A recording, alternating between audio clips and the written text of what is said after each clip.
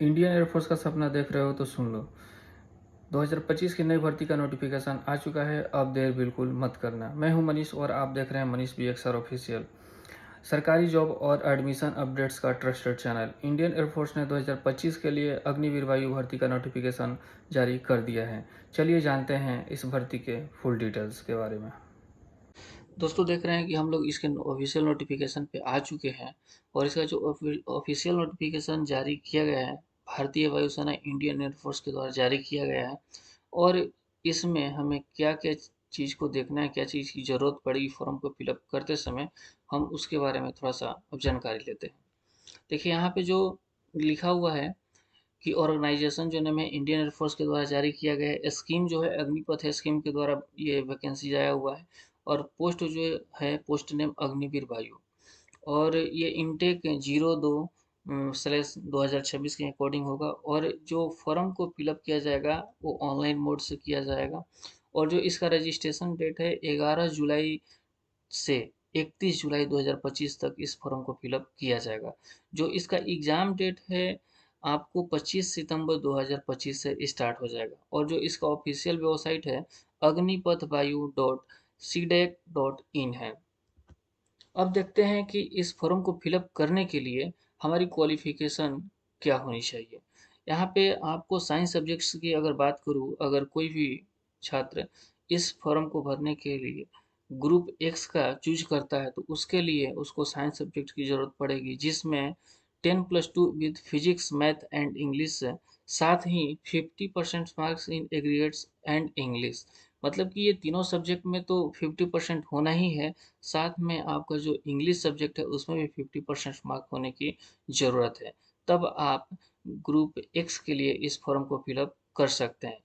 या अगर कोई 3 साल का डिप्लोमा इंजीनियरिंग किया हुआ है वो भी ग्रुप एक्स के लिए फॉर्म को फिलअप कर सकता है। या 2 साल के लिए कोई वोकेशनल कोर्स किया हुआ है तो वो भी इस ग्रुप एक्स के लिए फॉर्म को फिलअप कर सकता है। अब बात करते हैं कि अगर कोई ग्रुप वाई के लिए फॉर्म को फिलअप करता है तो उसके लिए क्या ज़रूरत है। तो ग्रुप वाई के लिए 10+2 any stream with 50% mark and English.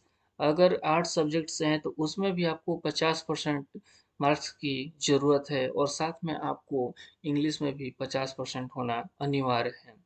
या 2 साल का कोई वोकेशनल कोर्स किए हुए हैं उसके साथ भी आप ग्रुप वाई के लिए फॉर्म को फिलअप कर सकते हैं। अब देखते हैं कि इसका एज लिमिट क्या है, इस फॉर्म को भरने के लिए कितनी एज होनी चाहिए। तो एज लिमिट जो डाला गया है 17.5 से 21 साल एज लिमिट डाला गया है। और इसमें एक चीज़ और बताया गया है कि candidate must be burn between 2 जुलाई 2005 से 2 जनवरी 2009 के बीच उनका जन्म होना। और यहाँ पे time of enrolment the upper age limit must not access 21 years. 21 साल से अधिक नहीं होना चाहिए। हाइट के बारे में क्या बोला गया है, तो इसमें हाइट के बारे में बोला गया है कि अगर कोई मेल कैंडिडेट है तो कम से कम उनका जो हाइट है 152 सेंटीमीटर होना चाहिए। और वही फीमेल कैंडिडेट के लिए भी आपको 152 सेंटीमीटर होना अनिवार्य है। अगर कोई फीमेल नॉर्थ ईस्ट से है या उत्तराखंड से है तो उनके लिए कम से कम जो हाइट की क्राइटेरिया रखा गया है 147 सेंटीमीटर हाइट की क्राइटेरिया रखा गया है। अब इसका सिलेक्शन का प्रोसेस क्या है, तो इसका सिलेक्शन 3 फेज में होगा। पहला जो फेज है ऑनलाइन रिटन टेस्ट होगा, जिसमें आपका साइंस और नॉन साइंस सब्जेक्ट से क्वेश्चन आएंगे। दूसरा जो है आपका फिजिकल फिटनेस टेस्ट होगा। और तीसरा जो है आपका मेडिकल एग्जामिनेशन होगा। ये तीनों प्रोसेस को अगर कोई भी साथी पास कर जाते हैं तो फिर उनका ज्वाइनिंग निश्चित है।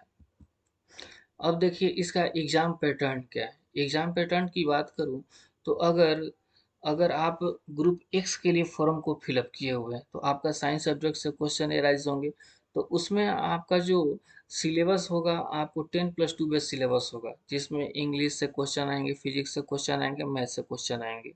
अगर कोई साथी ग्रुप वाई के लिए इस फॉर्म को फिलअप किए हुए हैं तो उनको 45 मिनट का समय मिलेगा। और उनका जो सिलेबस होगा वो भी 10+2 ही होगा।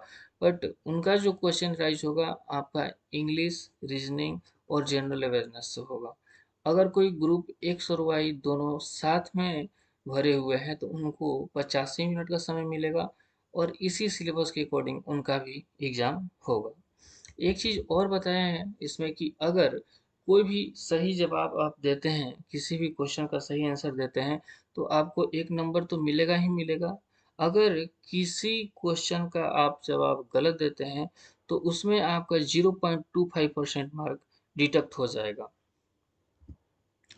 अब देखते हैं कि इसका जो फिजिकल फिटनेस होने वाला है, उसका क्या है? पीएफटी 1 में देखते हैं रनिंग टेस्ट होगा जो पहला, आपको अगर कोई मेल है तो उसके लिए आपका जो दूरी रखी गई है 1.6 किलोमीटर दूरी रखी गई है, हाइट जो है 152 सेंटीमीटर है और 7 मिनट टाइमिंग दिया हुआ है दौड़ के लिए। वहीं अगर फीमेल की बात करूँ तो उनके लिए भी 1.6 किलोमीटर रखा गया है और हाइट 152 सेंटीमीटर है और इनके लिए जो टाइमिंग डाला गया है वो 8 मिनट का टाइमिंग डाला गया है।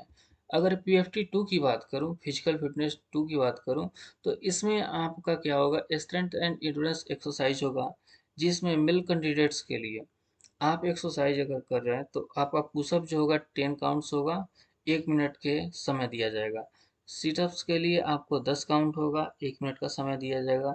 स्क्वाट्स के लिए 20 काउंट्स होगा और 1 मिनट का समय दिया जाएगा। और तीनों एक्सरसाइज के बीच में आप 2-2 मिनट का ब्रेक ले सकते हैं। वहीं सेम प्रोसेस है फीमेल कैंडिडेट के लिए भी। अगर सिटअप्स करती हैं तो उनको 10 काउंट मिलेगा और टाइमिंग जो है उनका 1.5 मिनट का समय दिया हुआ है और स्क्वाट्स के लिए 15 काउंट दिया गया है और 1 मिनट का समय दिया गया है और इनको भी 2 मिनट का ब्रेक बिल्कुल मिलेगा।